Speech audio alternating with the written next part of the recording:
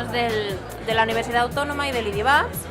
Estamos dentro del grupo de la Unidad de Inmunoalergia Respiratoria y nos dedicamos al estudio del asma en concreto, ya que consideramos que el asma es una enfermedad muy importante en el mundo, afecta a 300 millones de personas y además no tiene cura, con lo que es necesario encontrar unas nuevas terapias para el asma. ¿Cómo estudiamos el asma? Pues inducimos asma a ratones, probamos diferentes tratamientos, ¿de acuerdo? Aquí explicamos uno de los posibles tratamientos que se pueden aplicar, que es la prostaglandina E2, y hemos visto, mediante diferentes técnicas, que esta sustancia es capaz de inhibir la respuesta asmática, ¿de acuerdo? O sea que es una sustancia que a la larga podría servirnos como un posible tratamiento para el asma.